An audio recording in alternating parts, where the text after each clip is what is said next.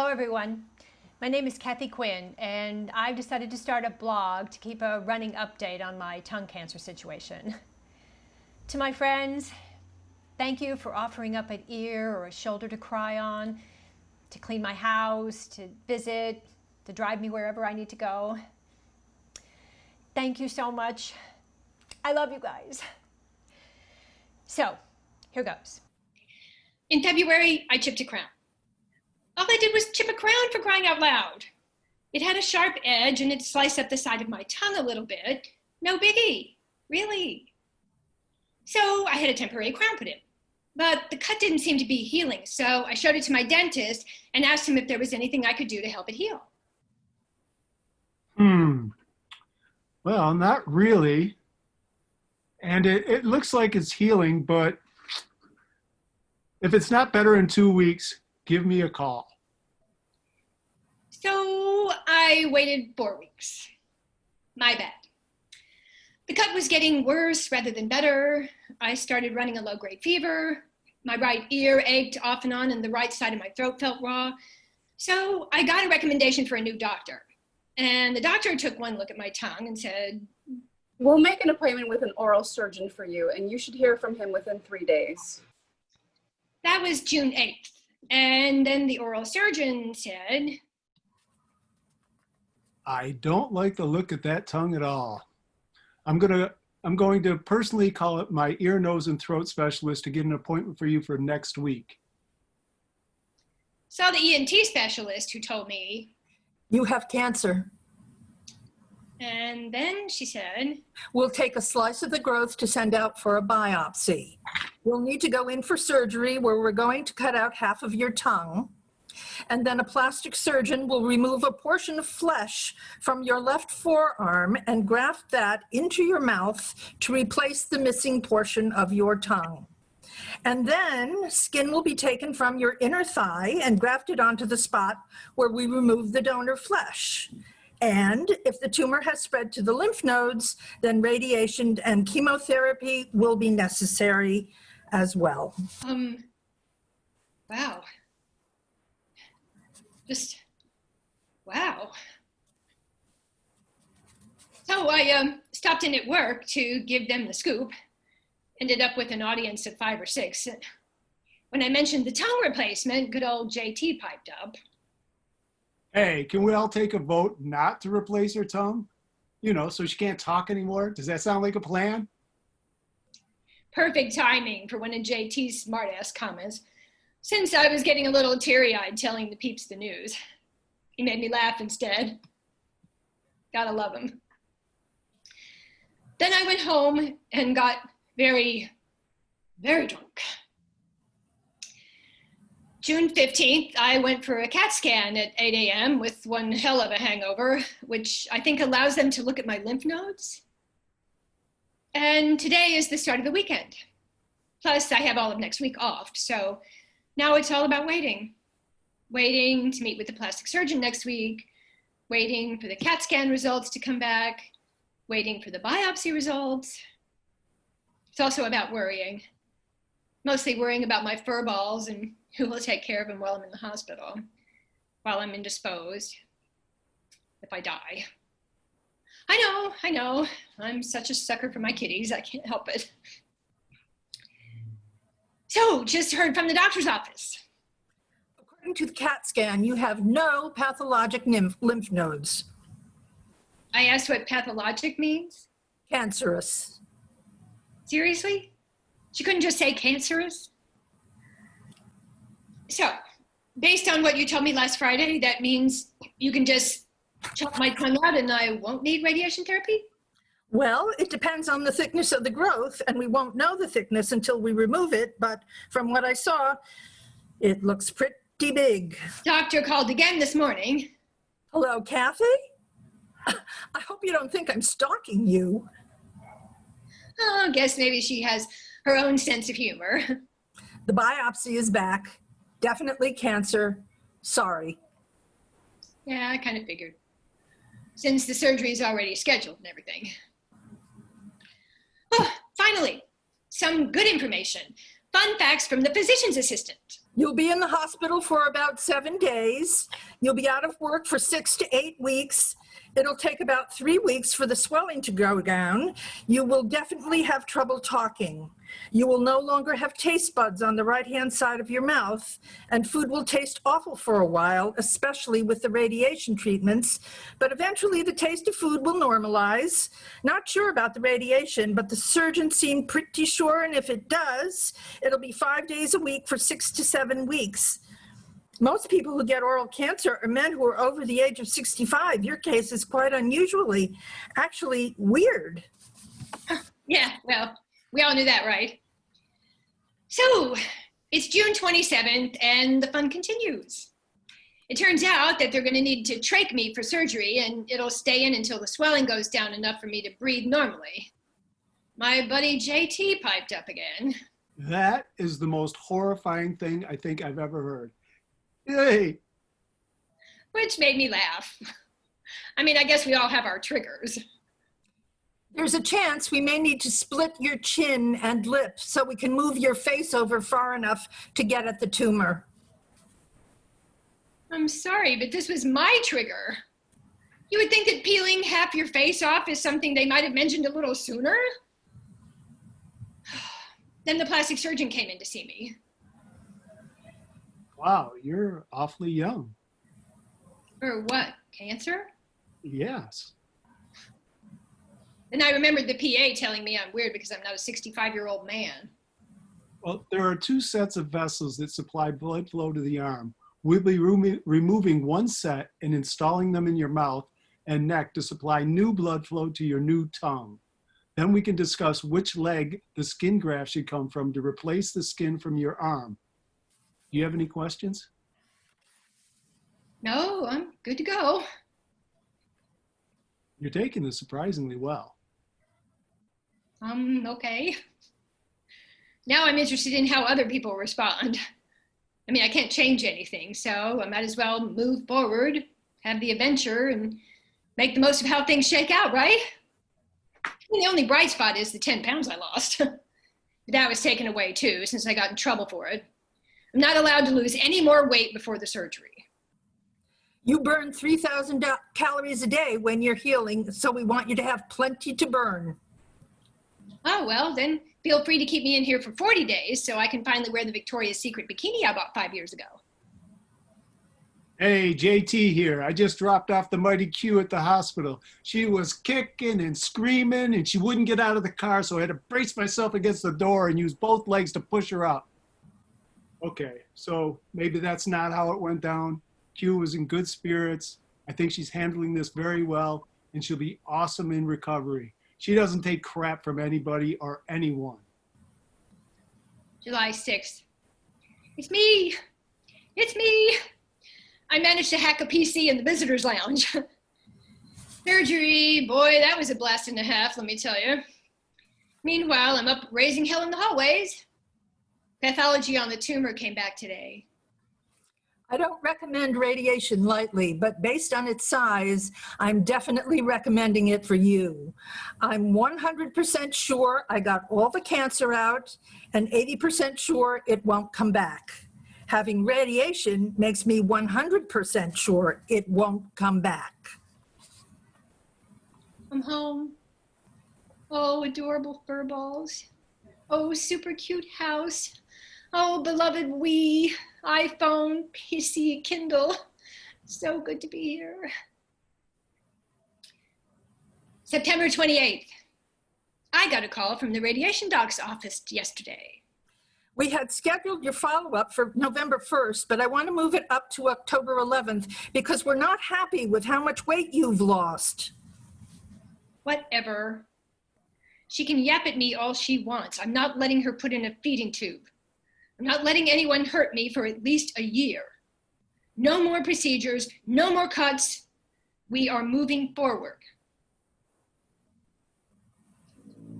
October 10th, 2012.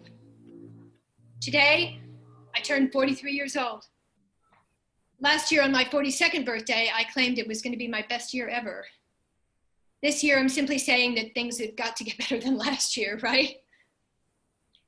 Everyone keeps asking, How are you holding up? Any improvement? I keep saying no. It makes me feel like a failure. Yesterday marks 2 weeks radiation completed, so I should be done cooking now. Today is my first day of actually healing. November 30th.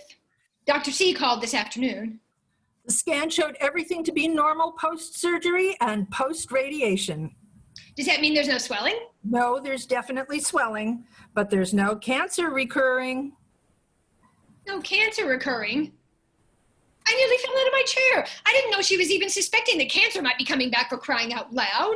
You better be eating a ton of calories over there, Missy. I have an eggnog milkshake sitting right here on my desk. Actually, half a milkshake because I've been sucking it down. I want to hear you're having a milkshake every day and not every other day. I'll try. Do you think I'll ever be able to speak normally again? You'll see some improvement as the swelling continues to go down, but no, you're not likely to ever speak normally again. Well, that's a bummer. And did I tell you that I can no longer laugh? Really, I am physically unable to laugh. I try and a barking, coughing, choking noise happens. Not cool. Not sure if this is permanent or just due to the swelling. Hope it's the latter, of course. And I preached a bit today. I went to Best Buy to pick up some wine glasses I ordered, and there was this incredibly hot young kid at the loading dock on a smoke break. After he'd helped me cart my stuff out to my car, I casually mentioned I had tongue cancer back in June. Whoa. So sorry to hear that. Yeah, it's been pretty much a living hell. So if you ever had even the slightest interest in quitting, I highly recommend it. And, you know, I'd seen all the commercials, read all the warnings, but I'd never actually known anyone personally who'd gotten cancer from smoking. So I thought, can't happen to me. So just in case you've never known anyone who got cancer from smoking, let me introduce myself. My name is Cathy Quinn. Oh, hi. Okay. Thanks. You know, I've tried to quit, but it's really, really hard to quit. I know.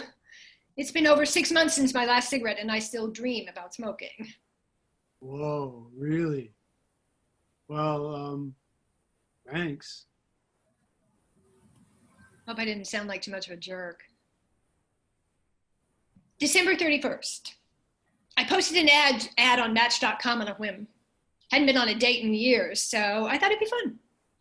I posted loud and clear about my cancer and my accident too, and all my scars. I figured it'd be a good way to distinguish the men from the boys. Turns out guys don't seem to really care.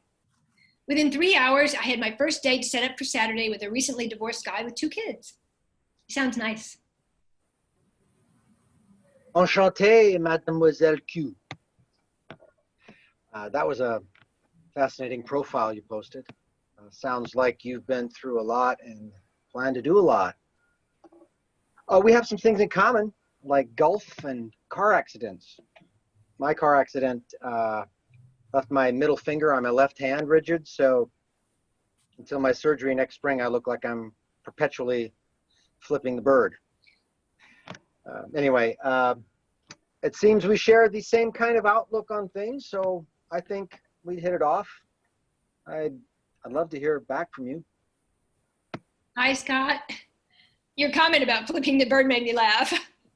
It does sound like we share the same outlook. I love me an irreverent sense of humor. Well, I would love to hear more about your accident and your battle with tongue cancer.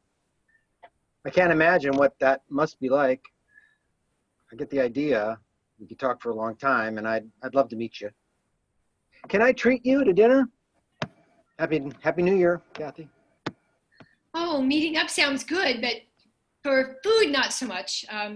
I'm still on a liquid diet and probably will be for some time, some months. How about something activity-based, like snowshoeing or bowling? Wow, a liquid diet. That has to be tough. I like your idea for a meetup. I have most evenings free after 6. Weekends, I usually have my daughter from Saturday afternoon to Sunday evenings. Oh, yeah. I miss food terribly. I have a huge poster board in my office listing all my favorite foods. As soon as I can eat again, I'm eating everything on that list. Now, I have a really important question for you. What superpower do you possess, and which do you wish you possessed? I have the power to use prepositions to end sentences with. The superpower I wish I had is invisibility. It's a little creepy, I guess, but effective in many ways. Can we meet up tomorrow night? Okay. Tomorrow night works for me. Tell me where and when, and I'm happy to meet you wherever you want. Anywhere I want? Okay. Then let's cross something off our bucket list. I booked us an hour on a golf simulator, and we can play a course in Scotland. We can get acquainted first, play some golf. I'll show you how it's done, one-handed, and then we can hang out as long as you want. You still owe me your superpowers. I'm looking forward to seeing you. Oh, hi, Scott. Oh my God. That has to be the best date idea ever. You so rock. I will be there with bells on. I'm not even going to try to match your humor with your superpowers. My actual superpower is having 9 lives, or so it would seem, and intuition. For example, a coworker was telling me that he and his girlfriend were heading to Tahoe to see his family for the holidays, and he was bitching about how hard it was to find a flight, et cetera, et cetera. And I just looked at him and said, "Oh, do you think she'll say yes when you propose?" I have no idea how I knew, but the look on his face was priceless. And meanwhile, she did indeed say yes. Those are great superpowers. I'm glad you like my idea for tonight, and I think we'll have a lot of fun.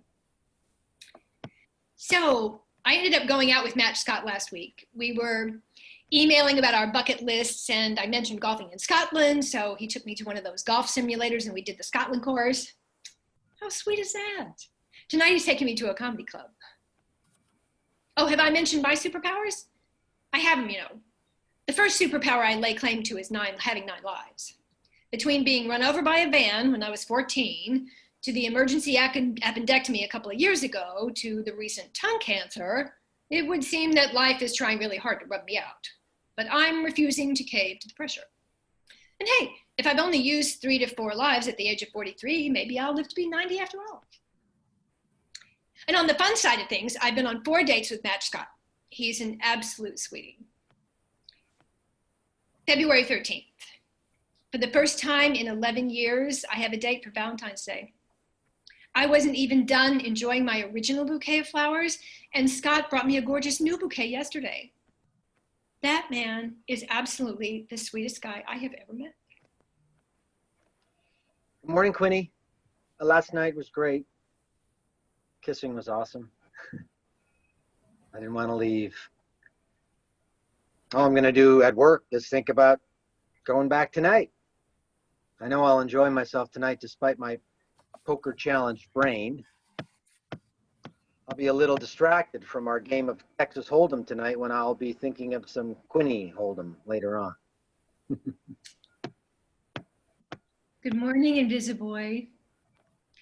You're currently sleeping naked in my bed while I type this. I'm squirming in my seat just thinking about it. Oh, I hope Quinny Hold'em was all that you thought it would be. March 28th. Hi there, Puddin' Pop. I just crawled into bed and the dogs have joined me. Oreo now has a fully functional collar once again. As I promised, I made daughter Jess a milkshake the minute I got home and took it up to her. She was already asleep. I gave her a kiss and pointed it out to her, but methinks it will still be full in the morning. I'm very happy things are looking up for you. Like you said, it is nice to see things moving forward for a change. You have insurance, you have a plan, you're gaining weight, you're gaining energy, and you're looking good. I'm one lucky man to have found you. Sweet dreams. Good luck tomorrow. I'll be thinking of you all day. I love you. Invisiboy. When did you promise Jessica a milkshake the minute you got home? So anyway, I buzzed over to the PET scan place early. I had to get my blood sugar tested, then an IV put in, the radioactive crap gets put in, and then I have to lay quietly for an hour. Then I have to get put in the machine for like 20 minutes. And now I'm radioactive until 6 p.m. tonight. I knew I was supposed to stay away from people, but this time they mentioned pets too. That's a little hard with the mouth around. Hope I don't mutate him. So now I'm home and I took some pain meds and ate some food. I'm really tired again today. I fell asleep in the pep machine. I am one stepped out camper for some reason. Maybe I'll rent a movie. I love you, Quinny. May 14th. I'm starting to feel like a hypochondriac. My right ear has been aching pretty continuously.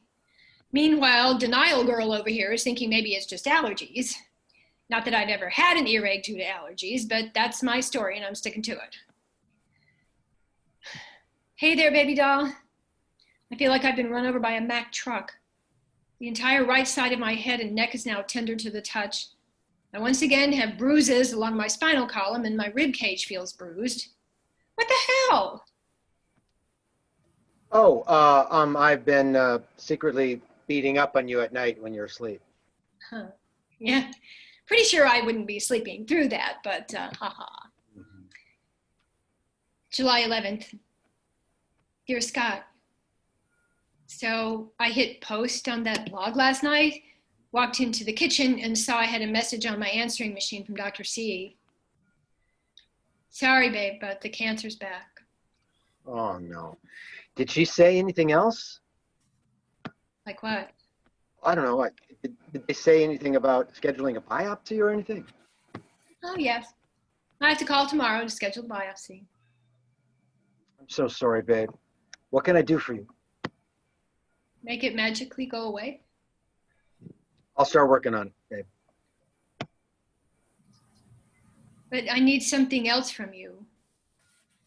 We've only been dating for 6 months, and while I love you to pieces, I understand that dealing with someone who has active cancer is a hell of a lot different than dealing with someone recovering from cancer. I need you to sit down and think long and hard about it for me and let me know how you feel.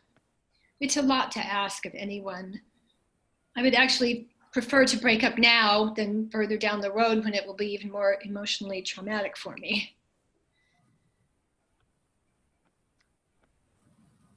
I feel terrible. I don't want to cancel anything or leave you. I love you, and I want to be there for you all the way. Please don't read anything into me not being there with you right now. I can't devote myself any more than I have been, and it makes me sick, but I don't want to pull back. I really think it's too much to ask, sweetie. 6 months isn't all that long, and you're a seriously sweet guy. You deserve better than this. It's not like I'm doing you a favor. I'm in this for me.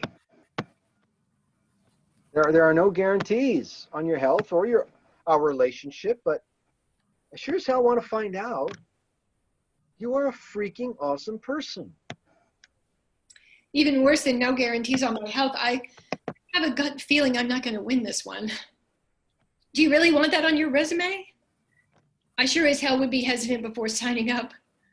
Well, of course, it makes me nervous, but I would be proud to put that on my resume. I don't really see it as a choice, as in, should I get involved or not? I'm already involved. Boy, some chicks really do anything to get rid of me. He said to lighten the mood. Oh, love you, sweetie. And just want what's best for you. My purpose in life for the last 6 months has been to make you happy. I love that man to pieces. Okay, fun stuff. Tonight, I'm having dinner with my honey bunny at the Crab Shack before my lawyer appointment. And this morning, I received a request from Scott's niece for my chocolate chip cookies and 7-layer bars, which seemed to have been a big hit at her graduation party. Instead of the way to my heart being through my stomach, if you really want to be on my good side, ask me to cook for you. She made my week. July 18th. Okay. Worst phone call ever. Just talk to the doctor. The tumor is deep-seated in the muscle. We got as deep as we could to get a biopsy for it. Results will be back in 3 to 5 days, but everything points to its being cancerous. It's located in the worst place possible. We can do surgery on it, but you will lose your ability to swallow, to talk, to eat, to move your jaw. It will affect your airway. You will need a feeding tube, and you will be talking through a trach for the rest of your life. Your quality of life will be extremely compromised, and I can't guarantee that the surgery will be successful. It's a really hard surgery.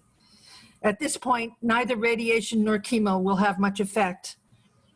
You may want to opt to have chemo to reduce the tumor for a while, which will extend your life for a limited amount of time to get your affairs in order. She said the choice is up to me. This is so not fun. William, our 75-year-old Russian scientist at work, told me a story today. Excuse me, Quinn. Allow for me to tell you a story. There were these 2 cups of milk. A mouse was dropped into each cup of milk to drown them. The first mouse said, "Oh, well, there's nothing I can do." So he drowned. The second mouse said, "Screw that," and started kicking and swimming in all it's worth and turned the milk into butter and escaped. Cute story, but unfortunately, I don't think I'm going to be making any butter. I will be getting the biopsy, though. I have actually been leaning back to the surgery option. I was discussing it with baby doll Scott the other night. Dr. C kept talking about my quality of life being so horrible after the surgery, but I started thinking that that's awfully subjective, isn't it? I mean, how does she know how I would consider a poor quality of life? I don't give a hoot about eating through a feeding tube for the rest of my life. I've been struggling to eat for the past year anyway, and most of what I manage to eat tastes like dirt. I'd be super bummed to lose my voice, but heck, I would be happy if after the surgery I can still cuddle up in bed with a kitty on my chest purring. I can still lay in my hammock in the backyard and feel the sun on my face. So I believe I will be setting up the surgery option in motion sooner rather than later. Surgery officially happens on Thursday, August 22nd. I now have the date of when my life forever changes. Tonight is a quiet evening at home with the love of my life. I'm making him one of his fave dinners, Cajun shrimp with Mardi Gras rice, and I plan on doing a whole bunch of snuggling. I need to store up as much affection as I can. So this is it, my last night at home for a while. Surgery is scheduled for 8:30. Wish me luck. Hey, it's JT here. I just talked to the doctor, so here's the scoop. This is what you've all been waiting for. The surgery went smoothly, but they did have to take out the voice box. The cancer was much more extensive than they could see before. And the bad news is they've installed some valves. She's had enough of her tongue left that they can teach her to talk. So no peace and quiet for us. August 24th. Hi, it's me, back from the dead. Baby doll stopped in this morning to see me. He helped me change my bedding and got me cleaned up. I feel 300 times better after that.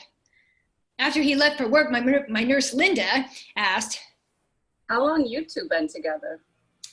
when I told her over 6 months, she almost fell over. Oh my God, I would have guessed 7 years. I can't believe how tender and gentle he is with you. You definitely found one of the good ones, honey. Not to mention how good looking he is. You better not let him go. I'm holding on as tight as I can. So I'm sitting in my chemo pod receiving my very last chemo treatment. Yay. The end is in sight. Next Monday is the end of all this nastiness. I got permission from the cancer team to go back to work on January 13th. I'm waiting to hear if my workplace actually even wants me back. Time. Just give things time. Her answer to almost everything. She was making me laugh examining my deck. So, I see your conjoined twin decided to leave you. That was nice of it. Haha, funny. December 28th. Christmas was wonderful. I was very spoiled this year. Baby doll and I celebrate our 1-year anniversary next Saturday. I think we're going bowling. I suck at bowling, so it should be amusing. And my crazy dreams did come true, at least as far as adopting 2 new little fur balls. Itty has wanted somebody to play with for so long, and now he suddenly has 2 new friends who love playing with him.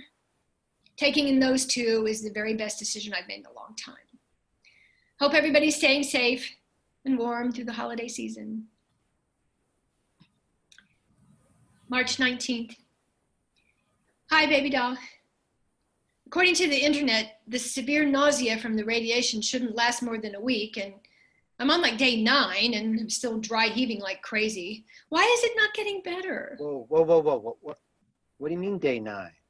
You just had a treatment on Saturday and today's Wednesday. You're on day 4. Oh, right. Oh, talk about a heavy dose of perspective. It didn't make the dry heaving stop, but mentally, I think baby doll just about cured me. April 11th, 2014. Dear Scott, bad news, babe. The cancer has moved to my chest and lungs. I'm done. Oh, no. It's terrible. Yeah, but what are you gonna do? Hey, you eating the rest of your pizza tonight? Well, if I have any appetite, yeah. Are you okay to drive? Want me to come get you? I'm fine, sweetie. Thanks for offering. I'm heading home to do a quick blog and then play some games until you get there. See you tonight. So, I'm doing another round of chemo. Not to extend my life by much, but to make my quality of life better. I have to go back every 3 weeks, but the first round is pushed out to accommodate the cruise I'll be going on. Yes, you heard that right. In just a few short weeks, I will be lying on a beach someplace with an incredible, gorgeous man by my side. The doctors are driving me nuts. Dr. Kim was lying in wait for me again, wants to do something more aggressive. I've been giving this a lot of thought. I am not going in for any more surgery or radiation. What is the point? We know we can't cure it. We're not going to extend my life any. No, we may actually be able to extend things. You don't understand how miserable it is to be sick 24/7 for months on end. So I spent 8 hours getting stuff dripped into me and then a chemo pack for 4 days. Worst 4 days of my life. We will not be continuing with this treatment. This is not what I would call enhancing the quality of my life. So back to the drawing board. We go back to the 3-week plan. So long as I have some energy and health for the cruise in a couple of weeks, I won't ask for much more than that. I'm crossing my fingers that this will get you through the cruise, motoring under your own power. Once you're back from the cruise, it's pretty much a crapshoot from there on out. That's fine with me. I'm happy with what I'm getting done bucket list wise. My girlfriend Terry sent me a note recently that pointed something out about me that I know, but I lose sight of once in a while, and I'm glad she made me aware of it again. You simply love life. You could watch paint dry for an entire afternoon, but then when telling someone what you did, you can make it sound like a truly exciting adventure. You can get excited about the smallest mundane things. Okay, so the cruise. We arrived at the ship and found our balcony room, woohoo! Baby doll wanted to lay out on the deck and I was itching to do stuff, but he wasn't sunbathing because there was no sun. We managed to take in one of the shows though, and I was sound asleep in the first 5 minutes. It's like when your kids are teething and you know them, you throw them in the car seat and drive aimlessly around the block to get them to go to sleep. Oh, by the way, the show was really good. Day 4 was St. Thomas, the best day of the trip. The sun finally made an appearance and the island was absolutely gorgeous. soaking up the sun and the views. So relaxing, it was ridiculous. We then meandered up to the Serenity Spa and snuggled up in a big papasan type bed for a while. Bliss. Oh, but did I mention I got drunk on the cruise? Sloppy, can't remember, shit drunk. I could use a syringe, of course, to put it directly into my feeding tube. Baby doll having to call for a wheelchair and everything. And it would seem that I decided that peeing on the floor was a good idea. Don't know what all else he had to put up with, but at the end of the day, do you know what he told me? Honey, at least we can say that we had absolutely as much fun as possible on Grand Turk. Nobody can accuse us of leaving anything on the table. We squeezed every drop of experience out of it. I'm sorry, but is he the coolest person you've ever met or what? I mean, I can only imagine other guys being disgusted, whereas my baby doll actually applauded my gusto. God, I love that man. I do need to add a little note, though.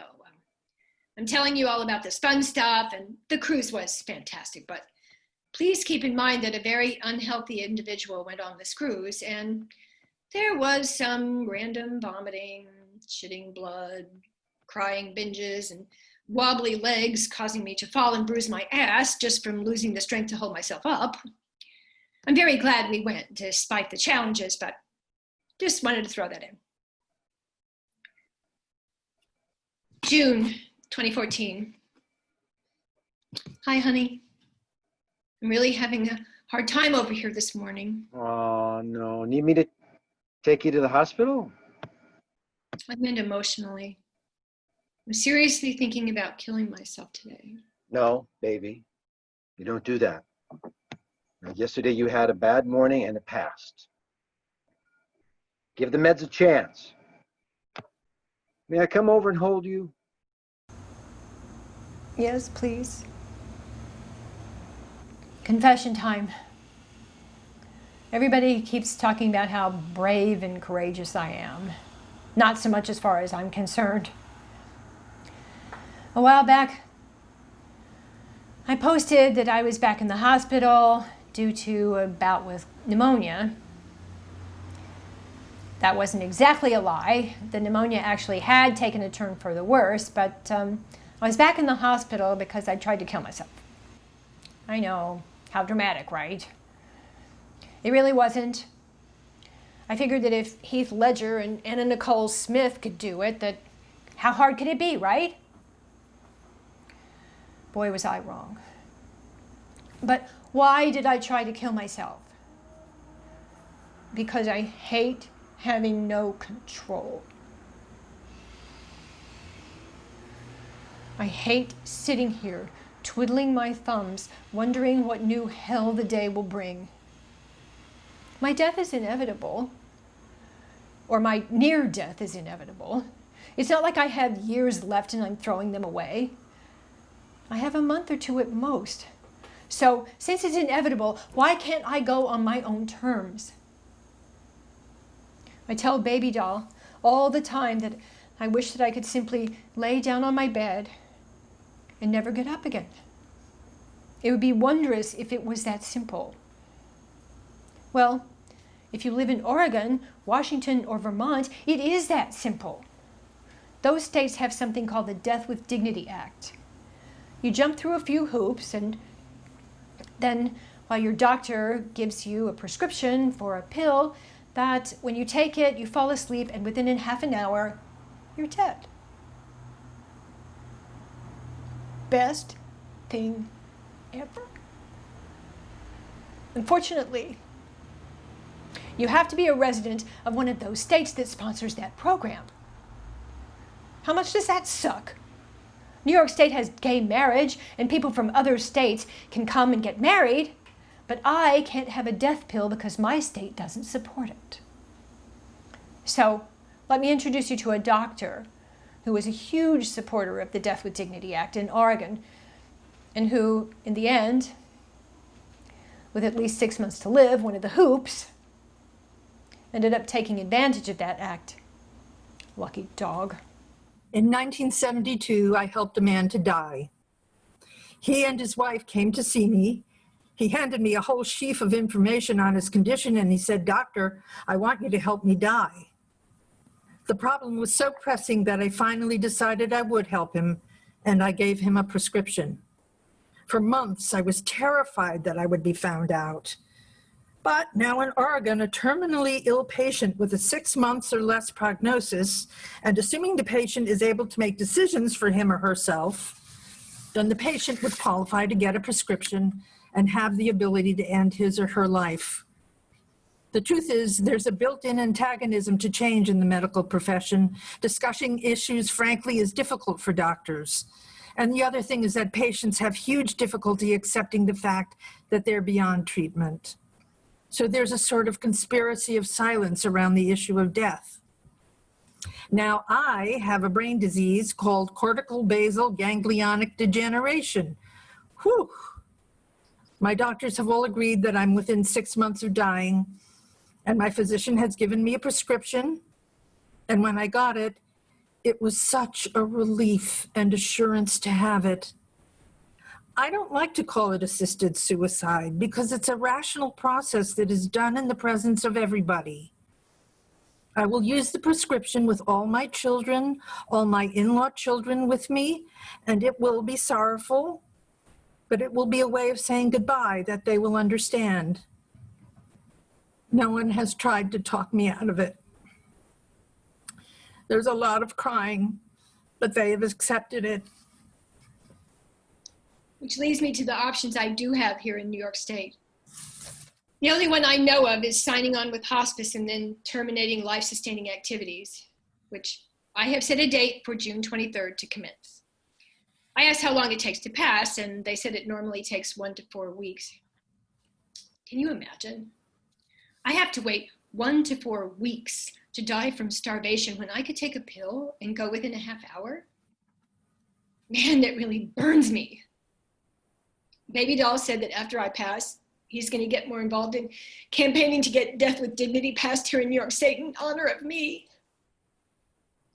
How freaking cool is this man? He wrote a letter to Governor Cuomo the other day. I was pretty blown away. Here's what he had to say. Dear Governor Cuomo, my girlfriend is Cathy Quinn.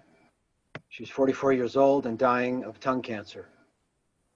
She's been battling this disease for 2 years. She has fought it at every turn. She can no longer speak, smell, eat, drink, or even control her own saliva. She breathes through a stoma.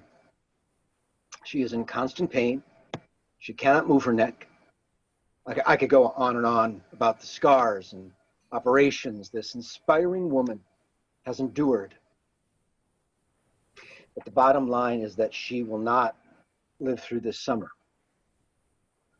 I encourage you to read her blog chronicling her courageous battle.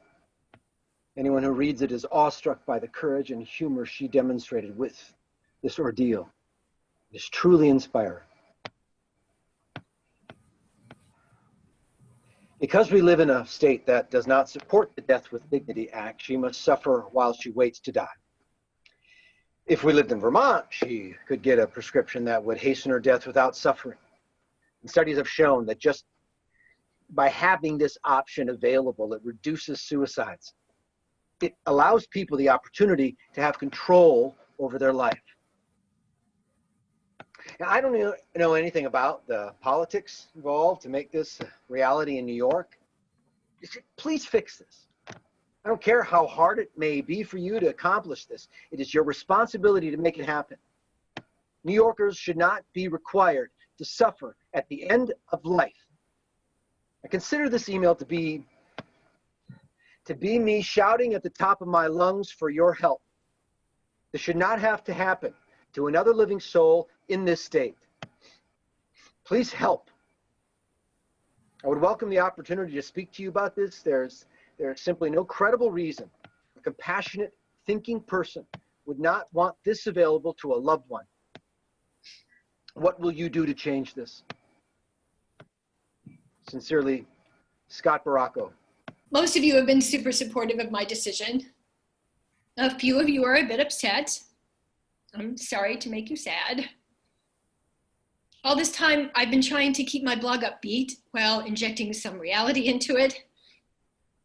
Now I question, did I inject enough reality into it? So, this is life, and it sucks. But there is something freeing in knowing you'll be dead in 4 weeks.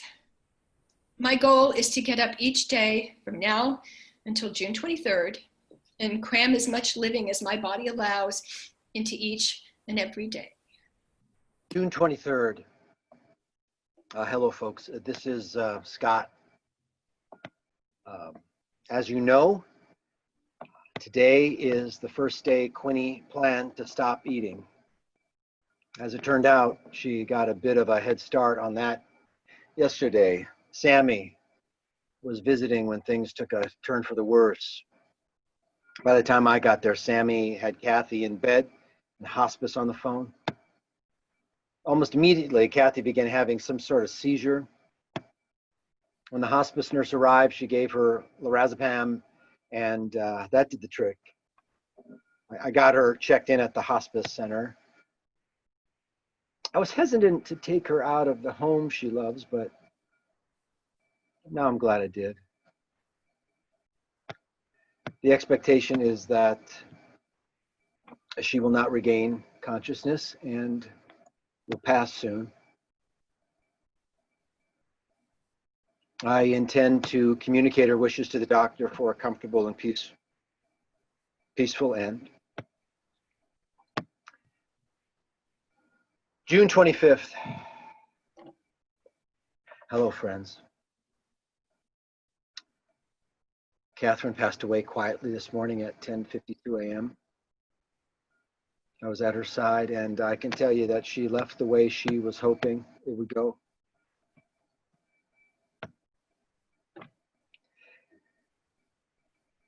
She looked so absolutely beautiful when I arrived this morning just before 8. She was lying comfortably on clean, crisp sheets. She looked like she was taking a pleasant nap. As the morning went on, her breath began to slow until almost imperceptibly it stopped. Our courageous friend is completely at peace now. She loved me the rest of her life, and I now will love her the rest of mine.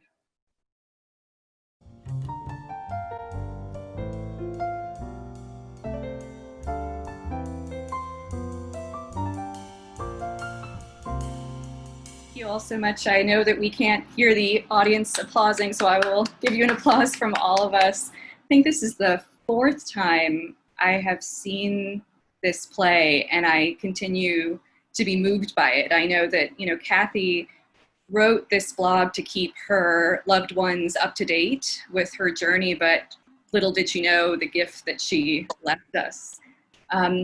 So as I mentioned, we will be having a discussion, but before we do that, I wanted to talk about a few things. So Cathy touched on a few important end-of-life options in her blogging and emails, and so I want to talk about each of those, specifically hospice, voluntarily stopping eating and drinking, and medically and dying. So hospice is a type of palliative care, and palliative care provides treatment to prevent or relieve pain and suffering and improve the patient's quality of life, both physically and emotionally and spiritually. Hospice, to qualify for hospice, you need to have a life expectancy of 6 months or fewer. This is determined by a clinician, and it's always an approximation, but they would just have to say that that is their expectation. And you also have to not be receiving any treatments primarily to cure you. So in many cases, it means that treatments have been exhausted, or a patient, and in conjunction with their family, friends, clinical care team, have decided that the treatments that are available are not right for them. In hospice care, a patient is assigned a team typically consisting of a doctor, a nurse, a social worker, a chaplain, rabbi, or other spiritual counselor if that's desired. And the team meets regularly to discuss the patient and their needs. They manage pain and other symptoms and offer counseling and emotional and spiritual support, again, not only to the patient, but also to their family and other people involved in their care and support. Hospice can take place at a center or can be at home. And if you wish to stay at home, hospice can enable you to do this by providing medications, medical supplies, equipment like a hospital bed or wheelchair, and also visits by a home health aide. It's almost 100% covered by Medicare, and most insurance plans also cover hospice as well. Another thing that she touched on was voluntarily stopping eating and drinking, which is a mouthful. So we often call it just VSED. And it is what it sounds like. It's a deliberate decision by someone with decision-making capacity to hasten death by stopping eating and drinking when they are suffering intolerably from an incurable, progressive, or in this case, terminal illness. The cause of death is dehydration, not starvation. And the process generally takes between 7 and 14 days. The average is about 10 for those that are terminally ill. It can take longer for those that are in better health. Often an individual slips into a coma during the final days. It's critical that anyone planning VSED have access to hospice or palliative medical oversight to manage any discomfort. Discomfort can be managed pretty easily, and also to have social and caregiving support. Our clinical director at End of Life Choices New York, Dr. Judith Schwarz, is a renowned expert on VSED and offers free counseling and information. So if you or someone you know are thinking about it or just want to hear more about it, we encourage you to contact her, and her contact information is on our website, endoflifechoicesny.org.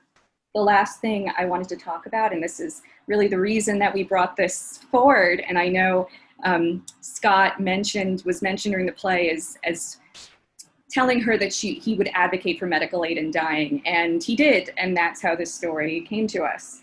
So medical aid in dying legislation provides an end-of-life option wherein an individual with decision-making capacity and, again, a life expectancy of 6 months or fewer can legally obtain a life-ending medication prescribed by their physician to self-administer if they choose. Right now, it's legal in 9 states plus Washington, D.C., but is still not legal in New York.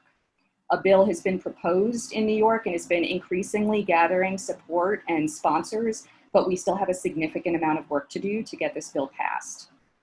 And I'll talk a little bit later about things that you can do. We recently had a panel discussion on medical aid in dying in New York, and the panel brought their perspectives as a lawyer, legislator, physician, nurse, person living with cancer, and person with disabilities. And a recording of that event is available on our website, again, endoflifechoicesny.org, and we encourage you to watch it for more information. And I know this was a lot, so don't worry, I'm going to be sending everyone an email who registered for the event with links to these resources for more information. So now I want to open it up for discussion. If you have a question for Suzanne and the cast or for me, feel free to type it into the Q&A box if you have not done so already. So I actually have the first question. Suzanne, I'd like to hear more about the genesis of the play. How did it come to be, and what was the process and experience like writing it? Well, actually, because my husband and I had done a feature film where the right to die was a kind of a minor plot point. It wasn't the whole entire story, but it was definitely in there about a mother who knew that she was dying, and she was refusing treatment, and she was very determined to go on her own terms. And so a woman came up to me who was involved in the end of life issues, and she said, I didn't know what you thought about that particular aspect of your film, but I really think that storytelling is a way that you change people's minds, and so what do you think? And I said, I'm just, yes, I completely agree with you. And so then she introduced me to Ayanna Woods, who was, who was with End of Life Choices, and we started talking, and she was saying, yes, I believe in theater and storytelling that really, that to really make political differences. And I was like, yeah, well, and my husband and I also had made previously a documentary, which was very political, and it was, so we're definitely on that right, path, mindset. And so we started talking, and she said, well, do do you think about a play? And I said, yes. I said, have you ever read The Exonerated? And she said, no, I don't know what you're talking about. And I said, well, it's a verbatim play, and it's about people who have been on death row or who've been in prison for dozens and dozens of years, and finally they are found out to be innocent. And it's across the spectrum, you know, age, sex, ethnicity, all these different people speak their stories, but it's their words. And these brilliant people edited together this wonderful play that's really just all these people's stories.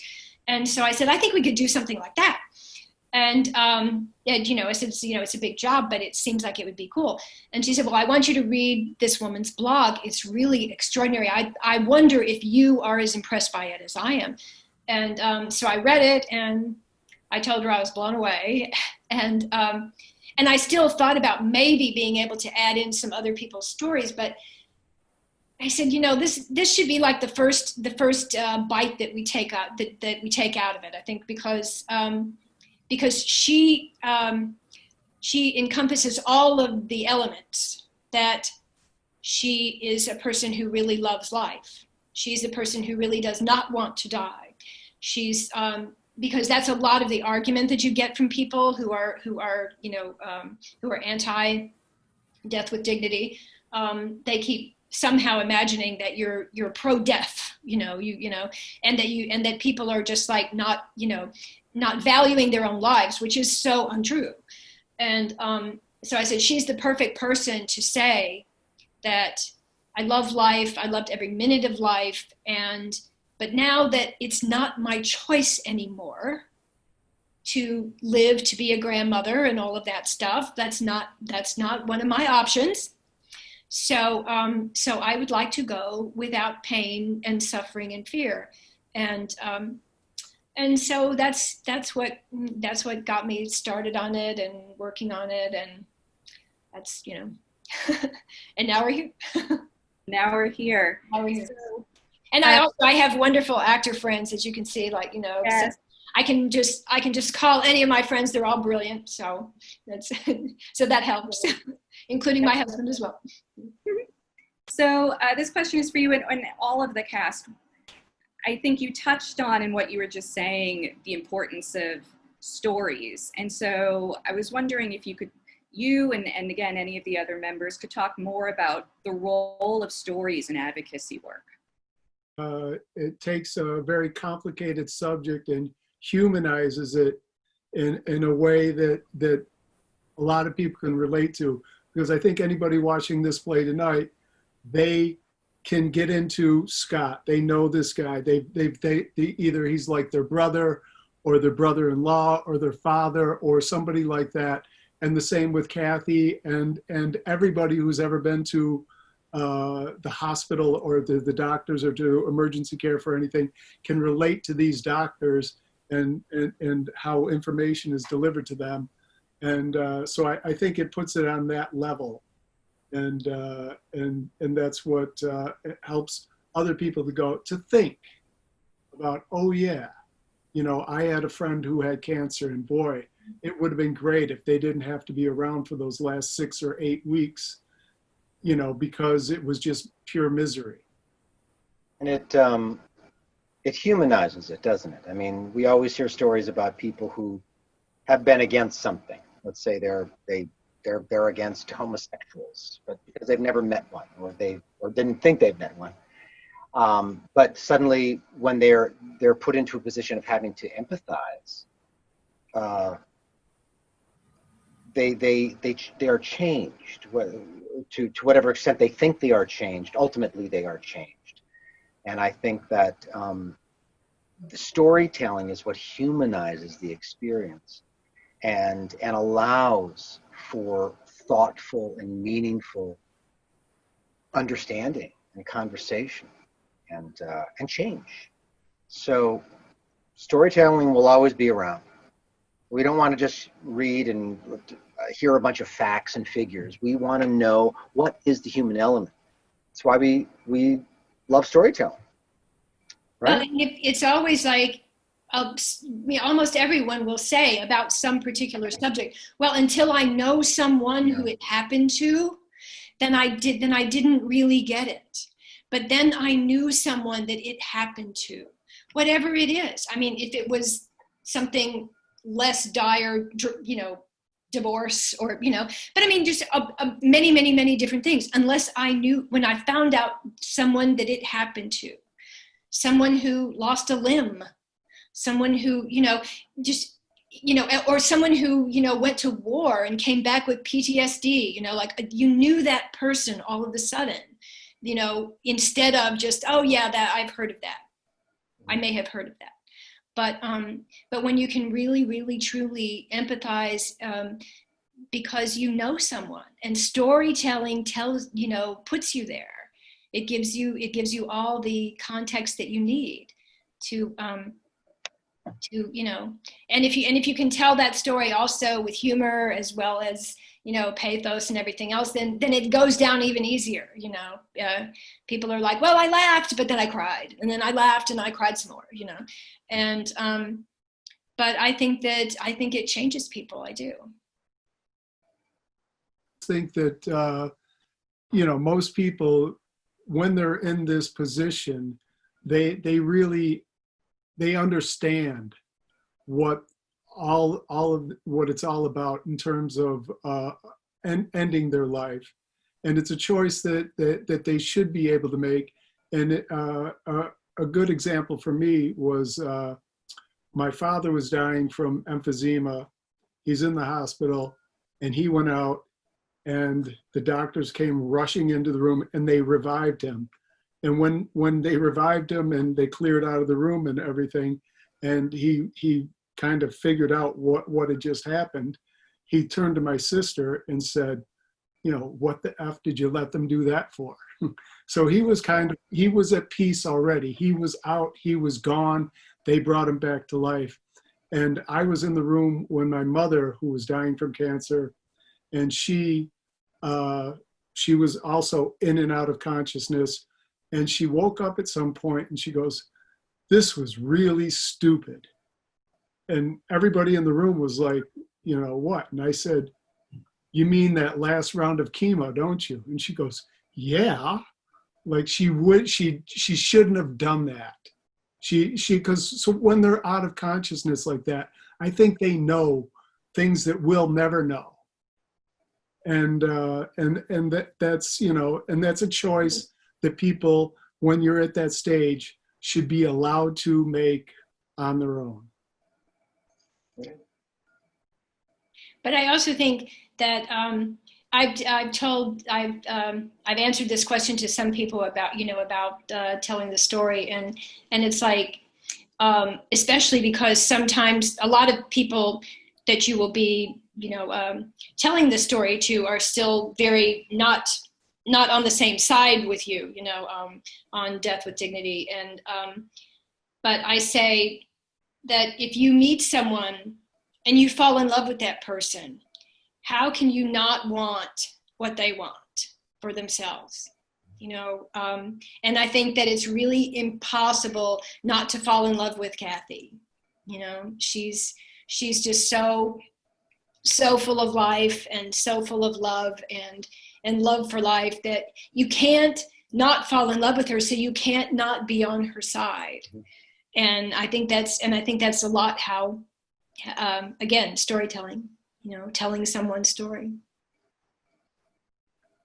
So I know, you know, this is a perfect segue into the next question, which is, to all of you, when you first saw the script, and perhaps even now, what stood out to you the most, or that you thought was most either significant or kind of challenged, maybe something you had thought, or maybe perhaps different than other stories that you've heard from those at the end of life? What stood out to you? The brutalness of the situation. I mean, just the raw facts of what was being described. It was just, it was just at one point it was like, I can't imagine this. I don't understand why somebody is having to endure this. It is so brutal, and so it really incensed me, and that was, at least that was my initial response. Yeah. Yeah. And also, having read the script many, many times and in longer versions of it, you really get a sense that the condition that she is in, that Cathy is in, she's in really terrible shape. And for this play, Suzanne's reading and saying what she was typing, but in real life, she could only type because she could not speak. She could not, and it's hard to portray that the horrible condition that she was in, and given that this horrible condition, it's the idea of like going on the cruise and trying to have one last great time before the inevitability of her death. But this is a woman who went on a cruise who wasn't able to, hey, waiter, she had all that had to be done for her because she couldn't speak and because she was in such a compromised position and situation. Well, and of course, I put it together, so I was constantly reading 2 years worth of a blog. So it was very, very long. It was very obvious that not all of that could go into the play. So I had to, know what to edit out. And there still probably will be, a few more versions of it, knowing how to sort of sew back in a few things. But the thing was that every single day she had just a list of challenges to meet. And she had to do this and this and this and this and this and this in order just to get by, just to get through the day. And all the things she was required to do. And she was magnificently courageous and just bullheadedly stubborn. I mean, she would just do it. She was just going to do it. She wasn't going to lay back and whine or cry or, she would take care of things. She would take care of herself. She would, and it was just amazing. But so then it's also protractedly amazing how much she goes through in 2 years. And so I remember talking to Ayana about it, about how we were going to put together the story. And she was like, don't make it too horrible because, nobody's going to want to see it, if it's too terrible. And I said, oh, but, she also, was still enjoying her life. She was determined to enjoy her life. She adopted new kittens and she got a new dog and she fell in love. She met the love of her life. That was probably one of the most amazing things was that, just at the end there, she met the man of her dreams. And that was pretty amazing.